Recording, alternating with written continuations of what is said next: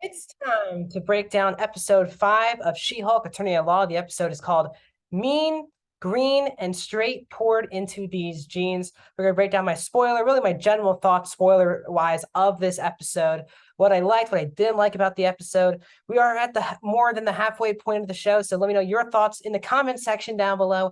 Is this one of your favorite, least favorite MCU shows? What do you want to see in the last 4 episodes? And is this one of your favorite or least favorite episode of the series so far? Like the video, guys. The thumbs up button really helps support the channel more than you think. And also subscribe and ring the bell if you're new. I do movie reviews, TV show reviews like these every single week, movie rankings, and a box office breakdown show every single Monday. So please subscribe, ring the bell. So sorry this review is a day later. I had some personal stuff to attend to on Thursday that I really didn't have time to film this review. So doing it a day later, but don't worry.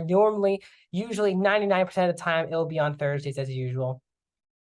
So this episode is that we ended last week with, basically Jen getting sued by Titania for the She-Hulk name. So She-Hulk discovers that Titania owns the name She-Hulk and is suing for her trademark infringement. That is really this entire episode. There's once again another A and B storyline. The A storyline is Jen, now her lawyer, Mallory Book, played by Renee Elise Goldsberry from Hamilton.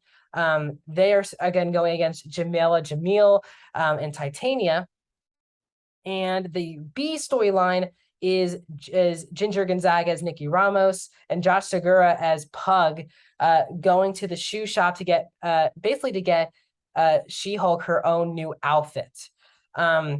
This for me was probably my least favorite episode of the entire show so far. I felt like this was the most boring, meh, forgettable episode of the entire show so far. I felt like this is also the shortest episode of the series thus far with credits.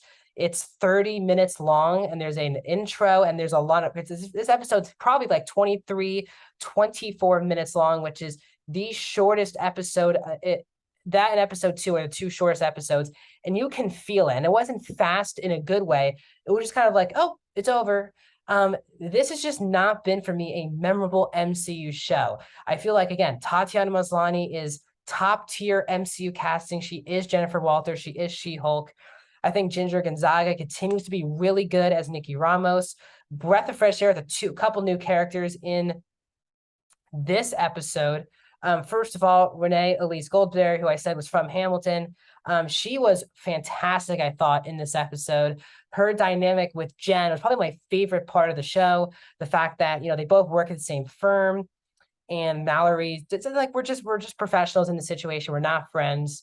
And they get to that relationship at the very end where Jen offers to take her out for drinks, and Mallory's cool with it, and Jen kind of goes too far by saying that they're best friends or whatever, and that's kind of gets awkward. But I thought that Goldsberry was a welcomed addition to the show, and she was again oozed charisma throughout this whole episode. Also, Griffin Matthews is another bright sensation in the show. He plays the designer Luke Jacobson. He was very entertaining, kind of like the Edna Mode of the MCU, possibly now. As we see him, he doesn't just make She-Hulk suits, he also made the helmet for Daredevil, which was the cliffhanger of this episode. But he was very entertaining. He knows exactly what show he is in. He fit it very well. As I said, the casting, especially in this episode, was really good. I just felt like this is the weakest Jen Walters She-Hulk character in the entire series so far. After we kind of got a little bit of some fun action in episode 4, this episode was pretty much just the court case the entire episode. I'm not saying this show needs action every week, because it does not, but the court case itself over the copyright trademark infringement just feels like a throwaway episode of She-Hulk, because the show is not really capitalizing that Titania has powers, has superpowers. And I feel like it would be a cool episode of going back and forth of not just is She-Hulk and Titania going to fight in court, but they're also going to fight in real life. But instead, this episode's basically that Titania on all of her things just says the word She-Hulk on it. There's no green. There's no logos that make it seem like it's Jennifer Walters as She-Hulk. It just has She-Hulk on it. For some reason, everyone's buying it because it's just named She-Hulk.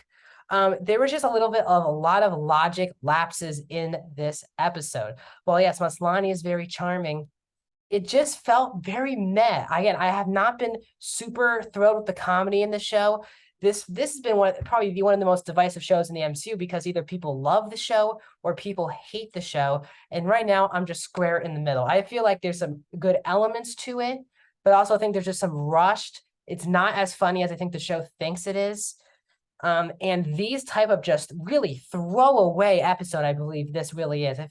I give like a 2.5 out of 5. It was just like a nothing episode. It felt like when the episode ended and she won the case, it just felt like nothing happened this episode. And if you're a 9-episode series, you can't really do that. Sure, in a 6-episode series, every episode has to be important. They're probably an hour to plus long. When you're a 9-episode, 30-minute show long, you still need to make every episode count. And I wouldn't say this is filler. I don't think this is a filler episode. I just say this is a forgettable throwaway episode more than it is a filler episode, because the whole thing's just in court.